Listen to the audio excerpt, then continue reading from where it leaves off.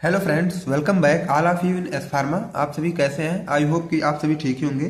तो आज के इस वीडियो में हम बात करेंगे डिस्ट्रीब्यूशन, जो कि आपको फार्माकोलॉजी बी फार्म 4 सेम में पढ़ना होता है। और आइए हम देखते हैं अपने फार्माकोलॉजी फर्स्ट का सबसे पहले सिलेबस, उसके बाद में अपने टॉपिक पे जो भी है वो लेक्चर स्टार्ट करते हैं। ठीक है, तो यूनिट नंबर फर्स्ट हमारा चल रहा था। इसके पहले जो भी लेक्चर थे आपके अपने चैनल एस फार्मा पर अपलोड हो चुके हैं, आप सब उसको जरूर वॉच करिए, जिसका लिंक आपको डिस्क्रिप्शन बॉक्स में मिल जाएगा। ओके, तो आइए आज हम जानेंगे इस वीडियो में डिस्ट्रीब्यूशन क्या होता है, metabolism and excretion of drugs क्या होते हैं, एंजाइम इंडक्शन क्या होते हैं, एंजाइम इनहिबिशन क्या होते हैं, काइनेटिक्स ऑफ एलिमिनेशन क्या होते हैं। और इसके पहले के जो भी लेक्चर थे ऑलरेडी आपके चैनल पर अपलोड हो चुके हैं। तो चलिए वीडियो को स्टार्ट करते हैं। डिस्ट्रीब्यूशन क्या होता है, इसके पहले आप लोगों ने एब्जॉर्प्शन जरूर पढ़ा होगा और आई होप कि आपका एब्जॉर्प्शन का टॉपिक भी क्लियर हुआ होगा कि एब्जॉर्प्शन में क्या होता था। इन absorption drug reach into systemic circulation, मतलब एब्जॉर्प्शन में हमारा जो ड्रग्स होती थी वो हमारे सिस्टमिक सर्कुलेशन यानी कि ब्लड में पहुंचती थी। ठीक है, बट अब देखो डिस्ट्रीब्यूशन में क्या होगा। ड्रग डिस्ट्रीब्यूशन क्या है? Drug distribution is the process by which a drug move from the blood stream to different tissue and organ of the body after absorption.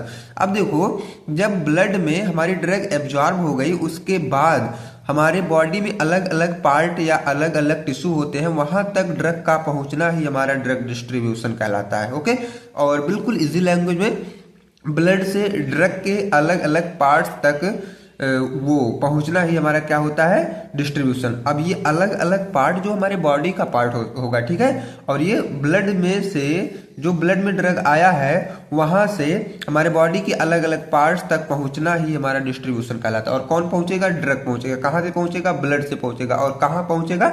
हमारे बॉडी के अलग अलग पार्ट्स में पहुंचेगा। तो इस पूरे प्रोसेस को हम लोग बोल देते हैं डिस्ट्रीब्यूशन। अब देखो, सबसे पहले हमारा एब्जॉर्प्शन होगा, उसके बाद डिस्ट्रीब्यूशन होगा, उसके बाद मेटाबॉलिज्म होगा, उसके बाद एक्सक्रीशन होगा। इसी प्रोसेस को हम लोग एडीएमई भी बोलते हैं। सबसे पहले एब्जॉर्प्शन आप लोगों ने पढ़ लिया कि एब्जॉर्प्शन में हमारी जो ड्रग्स है वो ब्लड तक आ जाती है। ब्लड के बाद वो डिस्ट्रीब्यूशन का मतलब ये है कि अब मान लो जैसे ये कोई बॉडी स्ट्रक्चर है, अब इनके जब ब्लड में ड्रग्स आ गई है तो ब्लड से जितने भी हमारे बॉडी में अलग अलग ऑर्गन्स हैं सब तक ड्रग पहुंचना ही डिस्ट्रीब्यूशन कहलाता है। अब मेटाबॉलिज्म नेक्स्ट टॉपिक में क्लियर है और एक्सक्रीशन भी नेक्स्ट टॉपिक में क्लियर है, जो कि इसी वीडियो में बात की गई है दोनों की। ठीक है, तो फाइनली आज यह यूनिट जो है एंड के पोजिशन तक आ चुकी है और यही लास्ट लेक्चर होगा इस यूनिट नंबर फर्स्ट का। ठीक है, अब आइए हम देख लेते हैं इनके फैक्टर, कौन कौन से फैक्टर अफेक्ट करते हैं हमारे डिस्ट्रीब्यूशन को। डिस्ट्रीब्यूशन का ओवरव्यू आप लोगों ने समझ लिया होगा। अगर आपको वीडियो अच्छी लग रही हो तो प्लीज ये वीडियो को लाइक कर लें और चैनल को सब्सक्राइब कर लें, ताकि नेक्स्ट वीडियो का इन्फॉर्मेशन सबसे पहले आप तक पहुंचता रहे। ओके, अब देखिए, distribution is very important step of pharmacokinetics. अगर देखा जाए फार्माकोकाइनेटिक का डिस्ट्रीब्यूशन जो है बहुत ही इंपॉर्टेंट स्टेप होता है, because in which drug reach to site of action then bind with receptor and give pharmacological action। क्यों ये इंपॉर्टेंट होता है? क्योंकि इसी कंडीशन में क्या होता है कि जो हमारी ड्रग होती है ये हमारे साइट ऑफ एक्शन तक जाती है ब्लड के हेल्प से, और वहां रिसेप्टर से बाइंड करती है और हमारे बॉडी को फार्माकोलॉजिकल इफेक्ट या एक्शन शो करवाती है। ठीक है, it is also depend on many factor. और देखा जाए तो ये बहुत से फैक्टर्स पर डिपेंड होते हैं। अब उन फैक्टर की बात कर लेते हैं हम लोग, जैसे कि ब्लड फ्लो है, लाइपोफिलिसिटी है, कैपिलरी परमेबिलिटी है, प्लाज्मा प्रोटीन बाइंडिंग है एंड सम अदर फैक्टर्स भी होते हैं। सबसे पहले हम बात करेंगे ब्लड फ्लो वाला फैक्टर कैसे अफेक्ट करता है। Where will be more blood flow, जहां पे ज्यादा ब्लड फ्लो होगा there will be more distribution, जाहिर सी बात है वहां पे डिस्ट्रीब्यूशन ज्यादा होगा। ओके, अब देखो यहाँ पे ब्लड है, एक तरफ ज्यादा ब्लड फ्लो हो रहा है, एक तरफ लो ब्लड फ्लो हो रहा है। जैसे ब्रेन हार्ट किडनी में ब्लड फ्लो ज्यादा होगा तो जाहिर सी बात सबसे पहले ड्रग का डिस्ट्रीब्यूशन हमारे ब्रेन हार्ट किडनी में होगा। उसके बाद स्केलेटल मसल्स में ब्लड का फ्लो लो होता है या कम होता है, इससे हमको ये पता चल रहा है कि ड्रग का डिस्ट्रीब्यूशन यहाँ पे स्लो होगा। ओके, अब आइए लाइपोफिलिसिटी की बात हम लोग करते हैं। Greater the lipid solubility of drugs faster is it's distribution. अब देखो, ऐसी ड्रग जो लिपिड सॉल्युबल ज्यादा रहेंगी उसका डिस्ट्रीब्यूशन भी बहुत तेजी से होगा, because membrane is lipophilic so drug can easily cross. अब जो हमारी मेम्ब्रेन होती है, सेल मेम्ब्रेन होती है, वो लाइपोफिलिक होती है, इसलिए वो इजिली क्रॉस कर ले जाती है हमारी लिपिड सॉल्युबल ड्रग्स। ठीक है, तो लाइपोफिलिसिटी जितना ज्यादा रहेगा ड्रग का तो उतना ही ज्यादा डिस्ट्रीब्यूशन भी हमको देखने को मिलेगा। तो ये लाइपोफिलिसिटी फैक्टर कुछ इस तरह अफेक्ट करते हैं हमारे ड्रग्स के डिस्ट्रीब्यूशन को। अब आइए हम जान लेते हैं कैपिलरी परमिएबिलिटी मेथड। अब कैपिलरी परमिएबिलिटी क्या होता है? The higher the permeability of A capillary the greater will be the distribution of drugs. अगर जाहिर सी बात है कि परमिबिलिटी ज्यादा रहेगी तो डिस्ट्रीब्यूशन भी ड्रग्स का ज्यादा होगा, अगर कम रहेगी तो कम होगा। ये कुछ नॉर्मली बातें हो जाती है। ओके, अब ये प्लाज्मा प्रोटीन बाइंडिंग क्या होता है, अब हम इसको भी जान लेते हैं।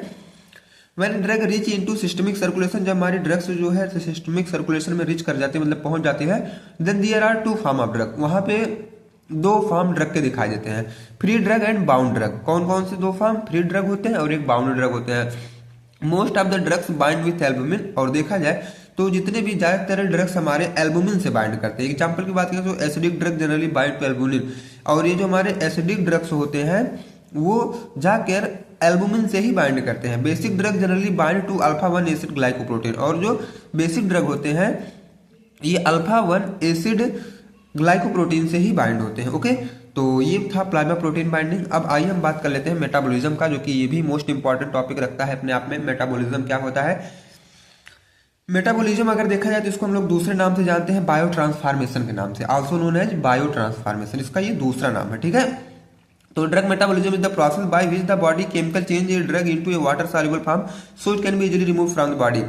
हमारा मेटाबॉलिज्म में ये होता है कि जो हम ड्रग्स ऑलरेडी मतलब लिए हैं, इनटेक किए हैं, तो हमारी जो बॉडी है वो ड्रग को चेंज कर देती है वाटर सॉल्युबल में, ताकि जो भी ड्रग्स है आराम से एक्सक्रिएट हो सके हमारे बॉडी से। ठीक है, और ज्यादातर अगर देखा जाए तो मेटाबॉलिज्म हमारे लीवर में ही होता है, मतलब metabolism occurs in liver. Okay, अब आइए हम लोग नेक्स्ट देखते हैं। नेक्स्ट में कुछ इसके रिएक्शन चलते हैं कि मेटाबॉलिज्म कैसे कैसे क्या होता है, उसकी बात हम लोग कर लेते हैं। Mostly bio transformation are done by microsomal enzyme such as cytochrome P450 oxidase.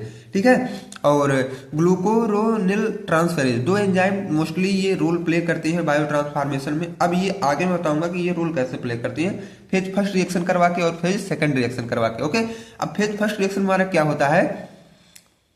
In this, the drug can be metabolized by oxidation, reduction, hydrolysis and increased polarity of drugs।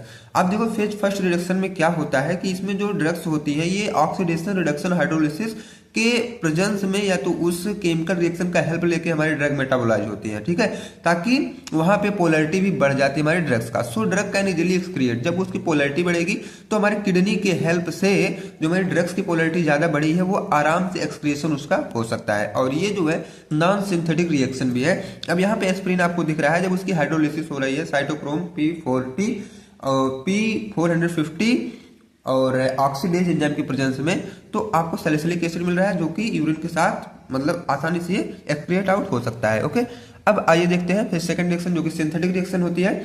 It is faster than phase first, phase first से बहुत ही तेजी चलता है ये। And also those not excreted after phase first can excreted through phase second, और कुछ drugs ऐसी होती है जो फेज फर्स्ट उसको एक्सक्रिएट नहीं कर पाता है, तो जाहिर सी बात है उनको फेज सेकंड में आना पड़ता है। ठीक है, और जब फेज सेकंड में आते हैं तो उनका एक्सक्रिएशन हो ही जाता है। अब ये सेकंड पॉइंट की बात करते हैं। It involves conjugation with an endogenous substance such as glucuronic acid, sulphate और ग्लाइसिन। अब इसमें जैसे जो भी रिएक्शन इन्वॉल्व होती है, जैसे कि इसमें इंडोजिनस सब्सटेंस जैसे कि ग्लूक्रोनिक एसिड है, सल्फेट, ग्लाइसिन, ये सब इसमें इन्वॉल्व भी होते हैं। ओके, अब आइए अब हम नेक्स्ट पॉइंट की बात करते हैं। These reaction are more polar. देखा जाए तो ये जो रिएक्शन चलती है जो बहुत ज्यादा पोलर होती है। So drug can easily excreted by the kidney and liver, इसलिए जो ड्रग्स होती है ये आराम से किडनी और लीवर से एक्सक्रिएट भी हो जाती है। एग्जाम्पल की बात करें तो सैलिसिलिक एसिड है, ग्लूक्रोनिक एसिड के प्रेजेंट में हुआ आराम से एक्सक्रिएट इसका हो भी जाता है। ओके, अब आइए देखते हैं इसको कौन कौन से फैक्टर अफेक्ट करते हैं। Factor affecting drug metabolism including stereochemical aspect से। ठीक है, चिल्ड्रन या न्यूनोट की बात करें मतलब बच्चों में, enzyme not fully developed, enzyme जो अच्छी तरीके से डेवलप्ड नहीं होती है तो मेटाबॉलिज्म उनका जाहिर सी बात है स्लो होगा और टॉक्सिसिटी बढ़ेगी। ठीक है, अब देखो वहीं ओल्ड एज से कंपेयर किया जाए तो लीवर फंक्शन उनका कम होता है तो मेटाबॉलिज्म जाहिर सी बात है स्लो होगी। लीवर डिजीज जिसको हुई है जैसे कि हेपेटाइटिस, तो उसमें क्या है सिरोसिस और जॉन्डिस देखने को हमें मिलेगा, और इसका लीवर डैमेज है तो क्या होता है एंजाइम क्या है वहां पे सिक्रेशन कम हो जाता है और मेटाबॉलिज्म भी कम हो जाती है, और जब मेटाबॉलिज्म कम होगा तो जानते हैं कि कोई ना कोई डिजीज जरूर वहां पे प्रोड्यूस हो जाएगी। एंजाइम इंडक्शन की बात करें तो some drugs increase enzyme activity जैसे कि रिफम्पसिन है, और अगर आप स्मोकिंग कर रहे हैं तब भी ये हो सकता है। इफेक्ट की बात करें इससे कौन सा इफेक्ट होता है, मेटाबॉलिज्म बढ़ेगा, ड्रग एक्शन घट जाएगा। अब एंजाइम इनहिबिशन की बात करें तो some drug decrease enzyme activity, कुछ ड्रग्स हमारी ऐसी हैं जो कि एंजाइम की एक्टिविटी को कम करती है। एग्जांपल की बात करें तो जैसे कि सिमेटिडीन है, और इसका इफेक्ट जो है मेटाबॉलिज्म को कम करेगा, ड्रग एक्शन को बढ़ा देगा और टॉक्सिसिटी को भी बढ़ा देगा। ठीक है, ये कुछ हमारे फैक्टर थे जो कि हमारे मेटाबॉलिज्म को इफेक्ट कर रहे थे। अब लास्टली एंड फाइनली हमारा आता है एलिमिनेशन। एलिमिनेशन हमारा क्या होता है? एलिमिनेशन जो है फार्माकोकाइनेटिक्स का लास्ट स्टेप है, अब बेहद इंपॉर्टेंट स्टेप होता है। एलिमिनेशन में हमारी जो भी ड्रग्स है हमारे बॉडी के अंदर गई है, अब एक्शन ली है, अब उसको क्या है, बाहर होना है। ठीक है, एक्सक्रिएट होना है। तो एलिमिनेशन को दूसरे नाम से भी हम लोग जानते हैं excretion of drugs. It is the removal of systematically absorb drug from our body.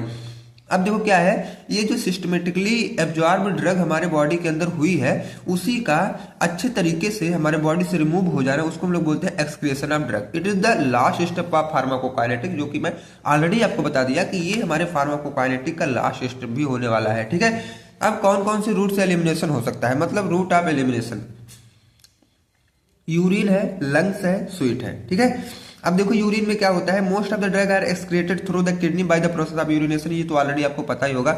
Water soluble drug excreted out through this. अब जितने भी वाटर सॉल्युबल ड्रग होते हैं ज्यादातर हमारे ड्रग्स का एक्सक्रिएशन हमारे किडनी से और यूरिन के हेल्प से ही होता है। ठीक है, अब लंग्स क्या है, एक्सहेल्ड एयर, इनहेल्ड एयर नहीं है, एक्सहेल्ड एयर है।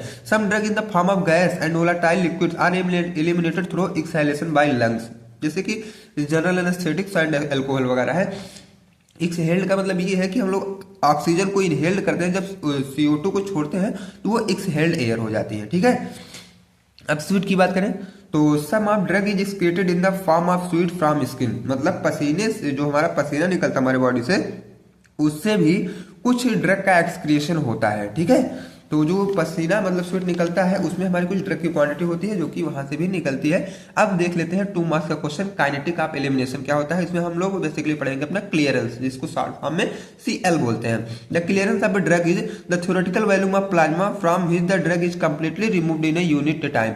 अब यूनिट टाइम में कितनी ड्रग्स हमारी रिमूव हो रही है प्लाज्मा से, उसकी बात हमें करना है। मतलब CL equal to rate of elimination upon plasma concentration, बस यही आपका है क्लियरेंस। अब फर्स्ट ऑर्डर काइनेटिक की बात कर लेते हैं, ये क्या होता है। The amount of drug eliminated over time is directly proportional to the concentration of drug in the body. मतलब ओवरऑल देखा जाए तो drug concentration is directly proportional to rate of elimination, या तो रेट ऑफ एलिमिनेशन जितना ज्यादा आप बढ़ाएंगे उतना ज्यादा ड्रग का कंसंट्रेशन भी देना पड़ेगा। मतलब ड्रग कंसंट्रेशन जितना ज्यादा रहेगा रेट ऑफ एलिमिनेशन भी उतना ज्यादा रहेगा। ओके, ये हमारा फर्स्ट ऑर्डर काइनेटिक्स बोलता है। Most of the drug is eliminated through first order kinetics, और ज्यादातर जो ड्रग्स हैं ये फर्स्ट ऑर्डर काइनेटिक्स से भी ही एलिमिनेट भी होती हैं। जीरो ऑर्डर काइनेटिक्स क्या कहता है, the amount of drug eliminated independent of drug concentration, so rate of elimination equal to constant. मतलब रेट ऑफ एलिमिनेशन है ये जो है कुछ समय बाद ये कांस्टेंट हो जाता है, ये जीरो ऑर्डर काइनेटिक्स बोलता है। और इसी के साथ आपका यूनिट नंबर फर्स्ट जो है ये एंड हुआ। A टॉपिक और B टॉपिक ये ऑलरेडी आपके चैनल एस फार्मा पर अपलोड हो चुका है। अगर आप इससे टोटल लेक्चर नहीं वॉच किए हैं तो डिस्क्रिप्शन बॉक्स में प्लेलिस्ट को आप चेकआउट कर सकते हैं, जहां पे आपको इजी वे में नोट्स लेक्चर वाइज मिलेंगे, मतलब पार्ट में मिलेंगे। और अगर आपको नोट्स भी हैंड रिटन और PDF फॉर्मेट डाउनलोड करने हैं तो टेलीग्राम ग्रुप को ज्वाइन करके वहां से आप लोग नोट्स भी डाउनलोड कर सकते हैं। ओके, तो फ्रेंड्स अब हम आपसे मिलेंगे नेक्स्ट यूनिट के साथ, ये भी जनरल फार्माकोलॉजी चलेगी। तो thanks for watching this video, मिलते हैं नेक्स्ट वीडियो में।